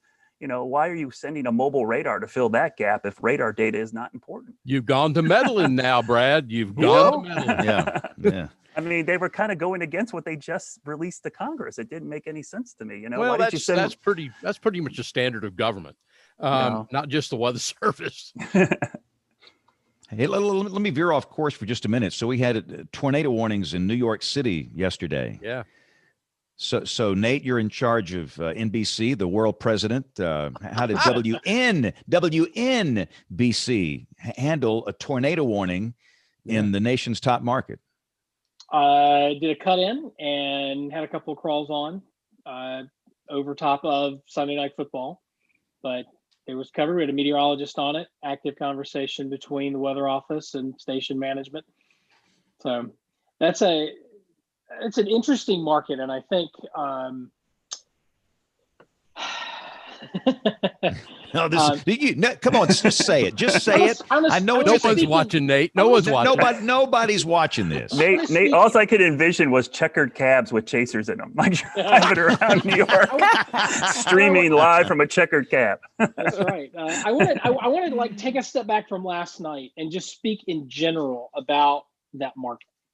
And I think, for one, for those that, follow TV weather coverage and that sort of thing, the coverage that you get in any given market, whether it's Birmingham or Charlotte or Oklahoma City or New York or wherever, is a product of the cumulative product of every warning and coverage decision that's been made up until that point. It's like a drip on a rock, and each one of those gets forced around a little bit by programming and who's the news director and everything else. In Oklahoma City, that is a very unique market. That approach probably does not work in most other media markets in the country. But then again, the weather in Oklahoma City is fairly unique. It really actively tries to kill you on a regular basis. And so that level of coverage arguably is warranted. In the Northeast, and we'll speak about the Northeast in general, you have a couple of things that are sort of working in a different direction. Number one, not all, but most of the tornadoes that you get in the Northeast tend to be weaker. They're not going to be the EF3, EF4, EF5. And when you talk about a place like New York City specifically, you don't have the kind of population vulnerability that you have in the Southeast, where mobile homes are, very widespread. That's just not a thing. If you've flown into LaGuardia, you're not flying over mobile homes. You're flying over row houses and apartment buildings and that sort of thing that are, really tightly packed. So there's a combination of the vulnerability is different. But then I was thinking about this last night, and just as a hypothetical, if you drop a polygon, let's say the Weather Service issues a warning for a polygon that covers 1 million people in that metro area. That's a lot of people. We want to make sure they know. And the stations, at least station I have responsibility for, and that's WNBC did it. Our Telemundo station there did a couple of cut-ins for each of the warnings that was issued. They were on a little bit longer, and then ran crawls in between those cut-ins. And I'm satisfied that we alerted people to the threat. We let them know what was going on, but we were not going to, not be wall to wall. And if you think about in general, if you take a step back a little bit and think in generalities, that Weather Service issues a warning for 1 million people, where there's still another 16 million people in that market that aren't affected. That's a lot of angry television viewers, number one, if you're blowing out, a long, bit of programming. That is, to put that into perspective, that is shutting down the television markets of Dallas, Fort Worth, San Francisco, San Jose, Oakland, and Washington, D.C. So all three of those for an event that's happening in a city the size of Lexington, Kentucky, or Dayton, Ohio. That's not to say that those people are not important. They absolutely are, which is why you do cut-ins, which is why you do, you run a crawl, that sort of thing. But that's the media market in New York City is it's a different animal. And because of the scale, and you ramp up or down your coverage based on, and again, speaking in generalities, based on the threat relative to the number of people that you've got, in play. That's not to say that those stations don't do wall-to-wall coverage. If you watched Sandy, there was a lot of wall-to-wall coverage from all of the stations in that media market. Big winter storms, same thing. If you have a big, nasty squall line with 70, 80, 90 mile per hour winds, you're going to see some continuing coverage on some of those stations. But because the tornadoes tend to be weak, they tend to be short-lived. And I think, listeners of this program know, about James's rant on, QLCS type tornadoes. That's exactly what we had last night. There were the warnings that were these QLCS spin-ups. They were there for 1 or 2 volume scans, and then they're gone. And it's hard to justify blowing out, programming for 16 million people for an event that a polygon that's 1 million people big for an event that's going to affect maybe a few 100,000, when we can still go on, do a quick cut in, run a crawl, let people know. And plus, New York City is one of the most connected cities in the country in terms of people walking around with phones and other devices that can alert them to what the danger is and where they are. So it's not like, you're out in the rural South or Southeast where your local TV station may be the only thing that you've got because you're out in the field. There's not good cell phone coverage or that sort of thing. Did those warnings verify, Nate, last night? Upton opted not to do damage surveys. So I don't know if I haven't had a chance to go back and look at the CAL, but they, as of this morning, they were not going to do damage surveys. Okay. Did they go wall to wall on Facebook or any other digital platform? I have to go back and look. I believe one of the stations did some coverage on a digital platform that was geofenced to viewers in that market. I'm not sure about the others. And again, I don't think anybody expects them to go wall to wall because it's a different creature. It's a totally different animal. But it's just interesting. I think for all of us, it's interesting to see, a tornado warning in New York City, one of the boroughs. What do you do? Right. What are they going to do up there? It's just an interesting call. We've had a number of those in the last few years. I mean, it seems like we had a tornado in Brooklyn that we caught with our radar that's located on campus at Rutgers. We've had a couple of those in the last couple of years, and those, will generate cut-ins, in some cases, some extended coverage, depending on, if you're in a newscast, for example, it's very easy to stay on for a little bit longer because you're not, blowing out anything else that might make somebody angry. But it's been a much more active area, and I think you're going to see more of that as the climate warms and we start to see these battle zones shift a little farther northward. I think you'll probably see more of that, not less. But to your point, James, it's a different critter up there. And that's not to say that, people are not, that people's lives, I think there's a very sort of knee-jerk reaction amongst broadcast Mets in other markets. And I used to be one of them. I used to think the same thing, that, well, of course, you've got a tornado warning, you first on, last off, and, whatever. And that might be the right approach in some places.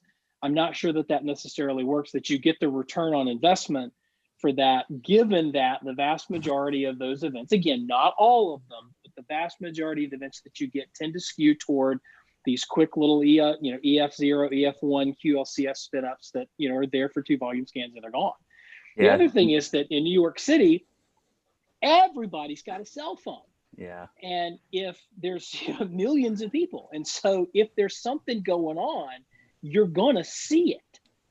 It's not like, some places I've done, an hour and a half of tornado warning coverage on a spin up at the distant far reaches of the NexRad range or my station radar range, where I had to go on because I I had nobody underneath it, and I have to assume that something's going on, because I can't positively say there's not. But how many times have our broadcast colleagues and James and Troy, you've done TV, Brad, that how many times have you looked at a radar signature and you're gone, if I had somebody underneath it to tell me what I believe's really not happening there, I wouldn't be on the air right now.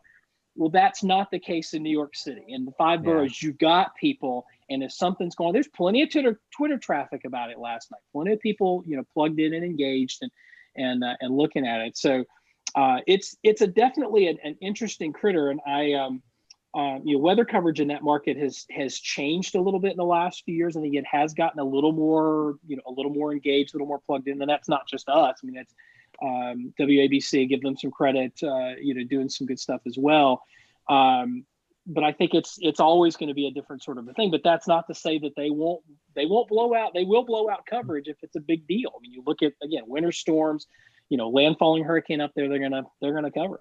Well, Nate, I was going to say the 30-second spots you blow out up there are a little more pricey than some of the 30-second spots we're blowing out down here. And it's not to say that we're not even talking about the fact of tornado warning in the age of COVID-19. Yeah. And the fatigue that we're seeing. I'm going to tell you now, I will tell you now a story in the Austin American Statesman 2 days ago. In the Austin Independent School District, Austin, Texas, 40% of students that are distant learning right now for the fall semester are failing. I can tell you that that's happening at universities. Now, universities not going to want to talk about it. I'm going to tell you, in my classes at UT, I had a young man today come to me with COVID. He talked to me on Zoom call. We talked. But I have students that are frustrated. They say they're not getting it, that they have other things going on. And I got to, and especially in New York City, Nate, I mean, with what's going on with the lockdowns and everything else, to throw a tornado warning in on top of this, dang. What can you say? Yeah. It's definitely a different animal there. And I think, one of the other things that, the reality is that they just don't have the kind of, experience with it, right? I think if you grow up, or if you cut your teeth in a small market in Texas, like I did, you're pouring over the radar data, you're sort of hair trigger ready to go.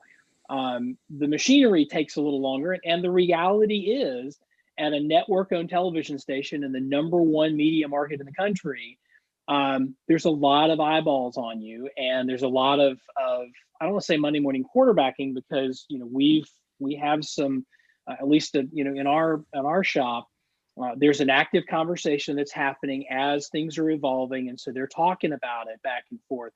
But there's a lot of pressure to get those decisions right, and I don't remember ever facing that pressure at 2 a.m. in Abilene, Texas. If I wanted to go on the air at 2 a.m. because of tornado warning, I hollered. I didn't even have to pick up the phone. I hollered through the open door to master control, and 5 seconds later I'm on the air, and I've got free license to do whatever, because we're blowing out commercials that are $5 a piece, right? Dollar a holler. That's right. So, it is a different animal, but I think, it's not just the ratings, it's not just the price of a 30-second spot. There really are a lot of different, sociological, factors. Like I said, the population's not as vulnerable. You've got a lot more ground truth. If there's something going on, the phone's going to light up. The other thing that's really interesting about that market is that, it is a world city. And so you have a lot of people from other places who live there. And so if you have New York City go under a tornado warning or hurricane warning or blizzard warning, the Weather Service gets flooded with calls and media inquiries from Japan and from England and from other places that there's a whole lot of additional pressure on them that they have to deal with, that I don't, I certainly don't envy. So that's a very sort of pressure cooker kind of thing for everybody involved. Not just the TV folks. Yep. So let's talk about this. Oh. For those that are listening, we're showing Iota. Looks like it's the eye wall is almost on the coast here. And then this frame was grabbed about 15 minutes ago. But this is just Just nasty. I mean, what isn't there a population center near the point of landfall? I have not been the best at geography with these things down there, but is there a population center near the landfall at this point? I remember seeing a map that somebody tweeted that the population density on that side of Nicaragua is much lower than it is on the western side. On the Pacific side, the population density ramps up. That's not to say there aren't any people there, but I'm looking at a map and there's Bluefields, which is a little farther south of that. They're south of the eye wall. And then there's one like a biological reserve at the Puerto Cabezas at the end of a highway there. But that's really it in terms of your population centers. You have to really go farther to the west to see that. But that, again, this place has been devastated. It was Ada just, 2 weeks ago? Yep. Yeah. In fact, I get a lot of messages like this. This one just came in. These are private messages. And for those that are listening, this one says, hello, hi there. I'm from North Alabama, born in Honduras. We have family that was impacted by Ada, and now we're waiting on Iota. Can you share any updates of the Iota hurricane? How bad will the impact be, and how much rain is predicted? We're a nervous wreck. And understand, I think we're all guilty of this. You think, ooh, goodness, this is not going to get up in the Gulf. Fantastic, good news. But these are real people, and this is a real tragedy. The new package just came out. This is 9 o'clock Central, 10 o'clock Eastern, and winds at 155, and it's making landfall as we speak tonight. So, goodness, all we can do is just hope for the best for our friends down there. This is just brutal. When does hurricane season end, Troy? You're our tropical expert. You're the lowest latitude guy here. When are we done? In February or what? I'd say at the end of November of next year. We ought to be through with it. Yeah. Yeah. And let me just say, go ahead, Brad. Say this reminds me so much of 2005. When I was going back to New Orleans to cover Katrina, then I went through Rita, then went through Wilma. That's the first time in my meteorological career that I was like done with one weather phenomenon. I was like, were you working in New Orleans during Katrina, or were you gone by then? I was gone. I was up here for 2 years, but that was our sister station. So what happened, James? I actually went back. They were short staffed, so I went back before the storm hit, and I actually wrote it out at the Hyatt Regency Superdome. And I spent 2 weeks there, came back, packed my bags again, went back for Rita. And then the station decided, hey, you're going to be our hurricane chaser. They sent me to Fort Myers, and I drove down to cover Wilma for NBC and our sister stations. And it was 2.5 months of living out of a suitcase and eating peanut butter crackers and drinking, bottled water. It was horrible. I mean, it was miserable. And then seeing all my colleagues in New Orleans lose everything was the first time where there was a weather event that affected literally everybody I knew at that station. It was the worst. But I'm telling you, when that season was over, I'd have young reporters come to me, oh, I can't wait to cover a hurricane. And I'm like, nope, you don't ever want to do that. It's the worst thing ever. You don't want to cover these. I pretty much stopped. I did it years and years ago, but I don't do it anymore. But that 05 was just, we had 04 that was pretty bad. Yeah. And then you think 04 was bad. Here comes 05. And as I remember, Brad, didn't we have one in December of 05? Ada actually formed in December and lasted into January. So that was the final storm of that season. So yeah, we surpassed Ada, obviously, now that we're Iota. But that year, Ada formed in December and went into January. It's just crazy. Telling y'all, this season will end end of November next year. Okay, 2021. Great. Exactly. The hurricane season that never ends. But we've got a hard out every night for the rest of the year because I've been sent. For those that didn't hear the pre-show, all the weather people have been sent home again. This was a decision made by the corporate folks last week, and that's fine. I understand that, and I certainly respect that. But the same equipment that is being used to produce this program has to put me on television. So we have a hard out. So I'm going to take a quick time out, and we're going to roll This Week in Tornado History with Jen. and Tony Rice. And by the way, is the peak of the meteor shower tonight or tomorrow night? I keep seeing arguments on this. All right, yeah, I think Rice says it's not tonight, it's tomorrow night, right? Yeah, Go ahead, so we had this argument on Twitter today, James, because I guess a couple sites say it's tonight, but the Right. American Meteorological, or no, the Meteor Society, not the other AMS, right? AMS, right. Yeah, they say it's tomorrow night into Wednesday morning, and that's what Tony Rice is going with. So the morning of the 18th is what they're saying. I think in the real world, it doesn't matter. I mean, it goes on for pretty much the whole month, but we're right at the peak. So anyway, we're going to stop here for just a second and hear from Tony and Jen, and we will be back with weather. Well, we've kind of already done weather roundup. We'll do picks of the week and much more as WeatherBrains rolls along. Looking beyond the atmosphere, here's Tony Rice with your astronomy outlook. This year's Leonid meteor shower peaks Wednesday morning before dawn. You can expect about a dozen meteors per hour from a very dark location. The more light polluted your location is, the fewer you're going to see. But there's some ways that you can help maximize the number of meteors you are able to see. Overall, the best advice is patience. If you go outside to look for a few minutes, you might get lucky, but you probably won't. There's a reason why discussions of meteor showers are always in meteors per hour and not minutes between meteors.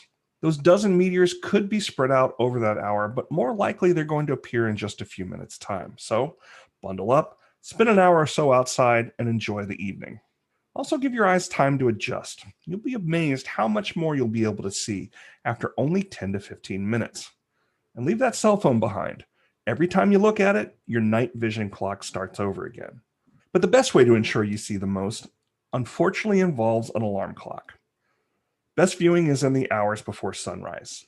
This is when the point where you're standing on Earth's surface is pointed directly into that stream of debris left behind by the parent comet when it last passed through this part of the solar system.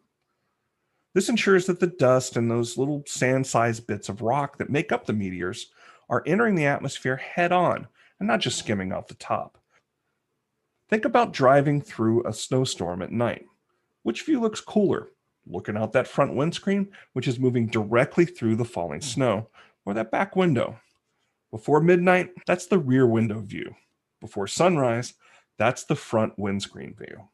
Another reason to wait until the wee hours of the morning is that the radiant point, or the spot in the sky where the meteors appear to be coming from, is generally higher. This is especially true of the Leonids, where the radiant point doesn't reach its highest point until a couple of hours after sunrise.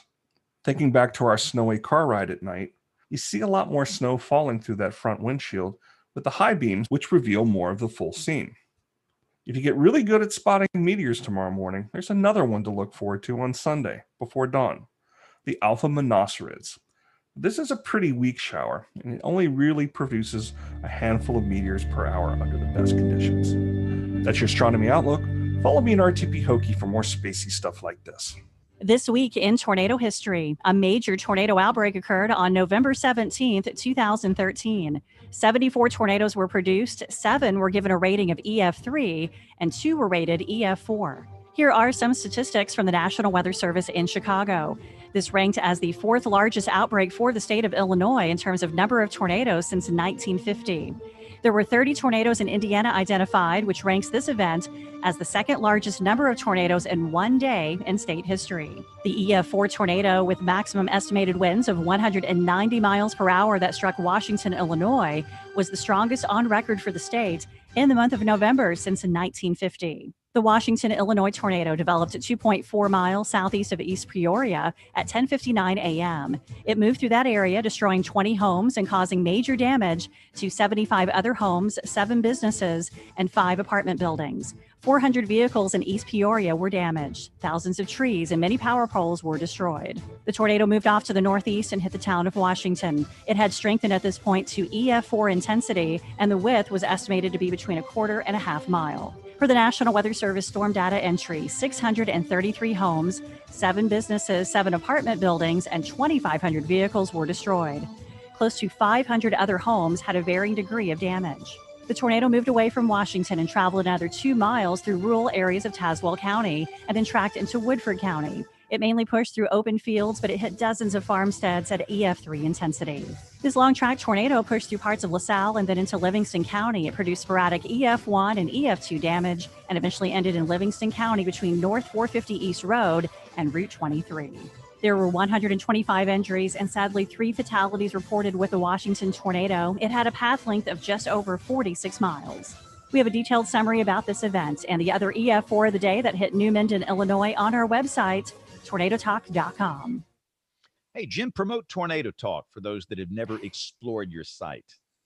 Well, you bet. Yeah, it's a website all about tornado history, and we have over 400 summaries on different events, and we are working and embarking on a huge project over the next 6 months to write as many summaries as we can. It's probably going to be around 40 now. We're kind of weeding through the events for the 10th anniversary of the April 25th through 28th, 2011. It's hard to believe it's been 10 years, but we are going to embark on some very detailed summaries about we're going to try to cover some of the tornadoes that maybe people had never heard of before. And we're trying to get some personal stories and talk about the whole event from the 25th through the 28th. So I'm working with some of my guys from Tornado Talk. I've found a great crew that have the heart like I do for these stories. And but we are active on social media, on Facebook and Twitter, and we post every day about our different events. And we are also embarking on updating all of our events or summaries that we've been writing about. So we're actually going in and seeing if we can update our maps and clean things up a little bit. And I love having my crew with me. So yeah, if you love tornado history, and these are just important stories to tell, because we can learn from the past how to prepare for the future, and then we can honor those folks whose communities have been impacted. And it's a great site. It's a great resource. So Thank you, James. tornadotalk.com. Brad, you don't have a 10 o'clock show you do weeknights, just an 11? No, just an 11, thank goodness. I don't know. Yeah, I'm in the same. I mean, I am old as dirt. I have never had one of those in my career. And I'm afraid to speak because you know what's going to happen. Yeah. They're going to announce we're going to start one on one of these tomorrow. Other channels, tomorrow or online or something. But yeah, I thought we'd do an online one eventually at some point at 10 o'clock because that's such a good hour for most people. Like, I don't know about you, James, but man, I go to bed. If I wasn't working in this business, I would not be staying up to watch news. No, on that late newscast on the 11 o'clock, my mouth is moving. My brain is shut down. There's zero brain wave activity on the late news that starts here in about 30 minutes. But for most Mets, then you can't get to sleep when you get home. That's true. That's right. Just enough, and then you drive home and like, I'm wired and I need 2 hours. That's the huge problem, Nate. You're exactly right. I get tired about 9, 10, where I'm like, okay, I could probably, but then you get amped up for the 11, and you're right. It's like 1 o'clock before I'm like calmed down and can go to bed. It's crazy. It's very bizarre. And the other question, you don't work for an NBC O&O, do you, Brad? No, we're kind of interesting. We're owned by Tegna, but we own the building next door, and it's an NBC facility. It's NBC News channels connected to our building. So all the satellite feeds for every NBC affiliate in the country and all NBC, Universal, whatever. What do you guys now, Nate? Comcast, NBC, Universal. So they're conglomerate. They all come through next door. We have a great relationship with them. We have fiber over there. So it's kind of a nice resource because if we need something from any NBC affiliate or the network, we can just call it up on fiber here in the building. We've got it. I was just hoping that Nate was your boss, and I was going to get you to review Nate as a boss. I wish he was, because he's doing an amazing job. I really respect the NBC O&Os. Their weather, I just love their look. I love what they're doing. It's amazing. He's done a great job. Yeah, I can't claim any credit for that. I stepped into a group where I'm surrounded by people that are smarter than me and better at this than I am. And it's a privilege to be a part of it. I want someone like Nate in my company. I think, James, every company needs somebody at the corporate level as a weather director. I don't think any other big corporate player has a position like this, to my knowledge. There are a couple of that have, not nearly all of them now have all of weather or a lot of weather up underneath somebody at a corporate level, but it's usually in addition to something else, like it's a corporate news director or corporate digital director. I think for like one of the big groups, I think it's their corporate digital guy who's, runs a lot of the weather stuff and whatnot. And that's, I think that's better than nothing. That's better than not having anybody coordinated. But I think we found some value in, having a meteorologist at the table. I've also been privileged to, this group leadership has been fantastic in doing research and looking at, what goes into making a good weather forecast, not just what the viewers need out of that, which I think is fairly well researched, right? We have a pretty good idea what viewers want after 60 years of doing this. But, how do the weather teams on the ground, what tools do we need to put in their hands to deliver on what viewers need? And having, me in the process, I think helps, hopefully to answer that question. I just clicked past my 3-year anniversary last week, and I'll keep showing up as long as they keep letting me, because it's been a sweet gig. And like I said, I'm surrounded by people that are, I'm learning something every day. I'm the dumbest guy in the room, and that's the way I like it.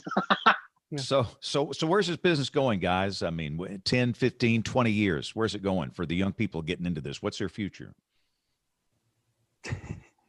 Brad, you're a smart guy. You're a really smart guy. Well, Brad and I talked about this over many an adult beverage, but yeah, I think what we do is not going to change. The distribution method is changing. That's what it is. There's actually more need for weather information than there's ever been. It's just the old distribution method is broken. We've got to come up with a better way to distribute our content. And James, you do a great job. You lead the country in the kind of social following you have. There's something to that. And like I always tell people, like they always say, how are you making money off this? I said, that's not my job. I'm not in sales, right? That's the sales guy's job. And that's where the innovation probably is lacking in our business. We have not brought the sales side of our business up to meet what we're trying to do digitally and come up with creative ways to sell that. But I don't think this is going away at all. I just think the way we deliver, if you look at the way we watch movies and TVs now, it's all streaming. There's no longer DVDs. It's not too different than how the music industry changed. Nobody buys albums anymore. They buy single songs online. That's or the they way, just stream it on Apple Music or Amazon Prime or whatever. That's the way weather content's going to be. Now, the bad news for us, it's probably a lot more work because we truly are going to have to be 24/7. But that's good because that means we'll hopefully hire more people, I hope, to keep that 24/7 content flowing. I'm with you, Brad. I'm bullish on the future of this business. I think, for two things. Number one, the demand for weather information is going up, not down. And the fact that we're getting better at it, the forecasts are getting better, our ability to translate that data into something that's meaningful for people is getting better. And our ability to be specific and start to get at those, when's it going to be in my backyard types of questions.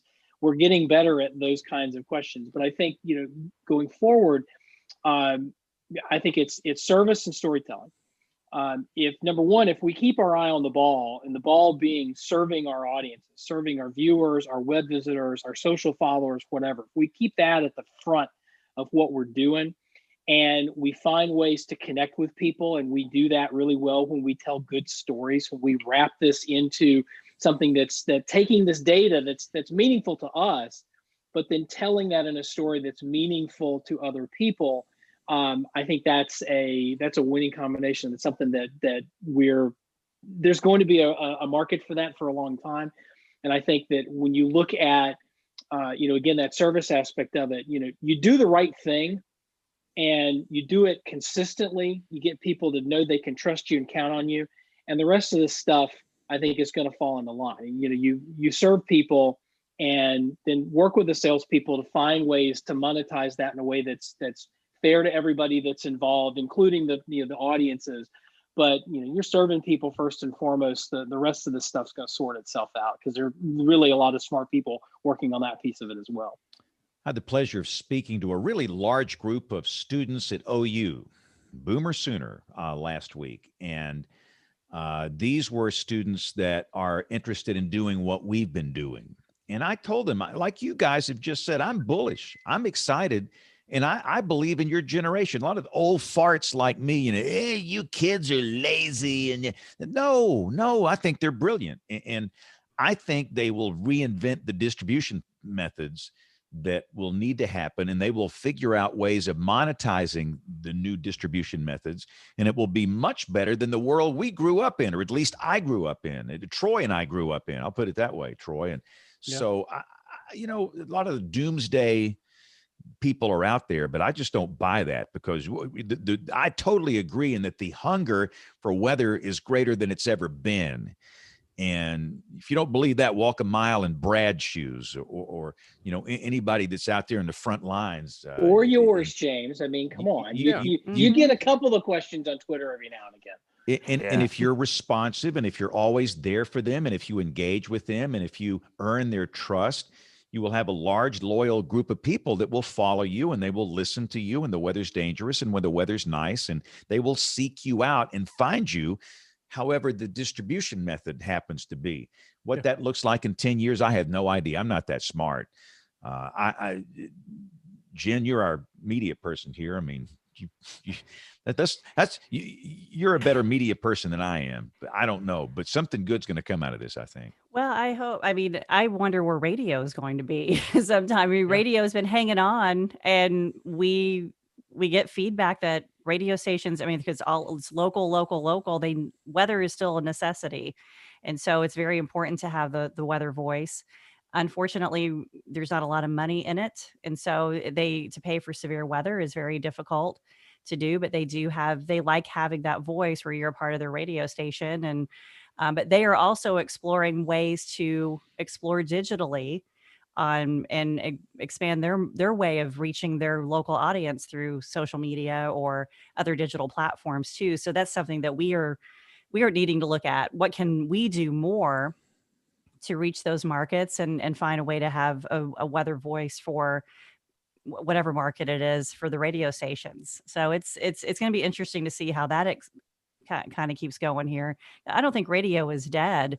I mean, you can hear me in KMBZ Kansas City. I can hear myself, because you can stream it. And so people can hear, and they do. And so I think the radio stations needs to come along and try to figure out how do they market that and try to make money on that.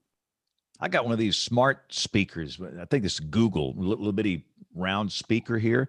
I can tell it to, hey, blah, blah, blah, play whatever FM, Magic 96 FM, any station in the country, and it'll play it on this little round thing sitting here on my desk, which for an old radio guy is fascinating.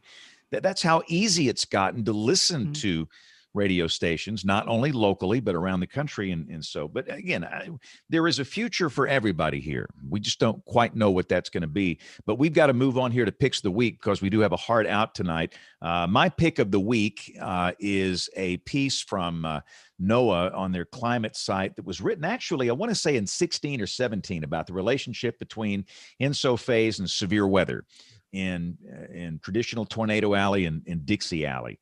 And I think we sometimes oversimplify the correlation between the two. There's been a lot of buzz about concern about the tornado season where I am next spring. And quite frankly, I'm concerned about it too. But, we've had years with a La Nina phase like this where nothing happened. But it's a really interesting paper. And, data is what tells the story. So anyway, if you're interested in the relationship between severe weather and ensophase, my pick will be up on weatherbrains.com. Troy, what is your pick of the week, sir? Pull the foghorn, sir.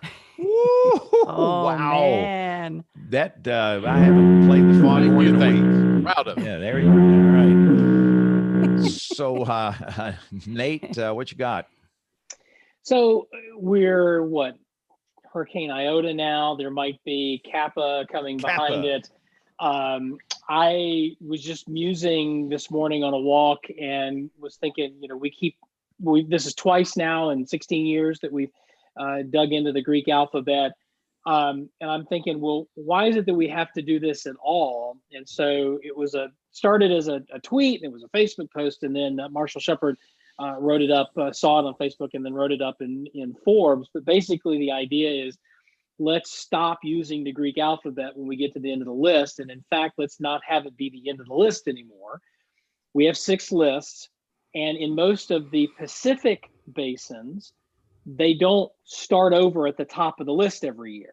So if you go to the Central North Pacific or the Western North Pacific, they just have lists. And when you get to the bottom of the list, you just move to the top, no matter where you are in the season. And if you stop at, Hurricane Larry or Hurricane Kate, and the next storm name is Larry, and you don't have another one until the next year, well, then Larry's the next named storm you get. and you don't do it. You don't have to worry about the Greek alphabet. You don't have to worry about a 7th list of substitute names that you throw in. And this actually would help us rotate through all of the names on the list. Because if you look at the list of retired hurricane names, there's a lot in the first 7 or 8 letters of the alphabet. There aren't a whole lot in the last 7 or 8 because we very rarely get there. And so this takes care of a lot of things. And it's something that we already do in other parts of the world. So it's not like we're reinventing the wheel here. So threw that out there for consideration. I'm sorry, this makes too much sense. Come on, Nate. Yeah. What's the matter with you? No, that's good stuff. All right, Brad, what you got for us this week? All right. Well, this is a site everybody I know knows about, but because we're on this crazy hurricane season, and because I just love Levi over at Tropical Tidbits, I got to give him a huge plug because his site is amazing. As a broadcast meteorologist, I still go to his site probably more often during hurricane season than just about any other site, except for maybe the Hurricane Center. But I don't know how his servers have survived 2020, but they have got to be working overtime. I know he is busting his butt over there. But Tropical Tidbits, great site for tropical data. I think it's the premier site for looking at the recon data by far. It's amazing. Absolutely. And the graphics are unbelievably good. Oh yeah, his satellite loops are on point, and so I got to give a big shout out to Tropical Tidbits at Levi because he does a great job over there. And we'd like to have him on the show at some point, but we can't because we keep having hurricanes. We have to get past the hurricane season, and then we can invite him on, and maybe he'll have some time for us. But yeah, and support his work. You know, a lot of these sites have options where you can donate and contribute and put a few bucks in the tip jar. That's just a good thing to do because these folks work hard, and those sites, that site is really, really good. All right, Jen, what you got for us? All right, I have an awesome pic of a tornado. Greg McLaughlin posted this yesterday and today, and I was just fascinated with it. It's from a tornado in the Texas Panhandle back in November 16th, 2015. It's a tornado and the entire updraft of the low top supercell under a clear starlit sky. And I just kept looking at it. It's a beautiful shot. So I have that link to everybody go look at that. People are like, can we get this printed off? It's that awesome of a shot. So cool. And all these links will be up on weatherbrains.com. You guys think I'm wearing pants tonight? What are pants? You want to see? Y'all are scaring me. Are you ready? Troy, you ready? Troy, you ready? I'm going to stand up here. You ready? They're jorts. Camo shorts. Oh, nice. That's awesome. All right. On that note, we really got to move on here.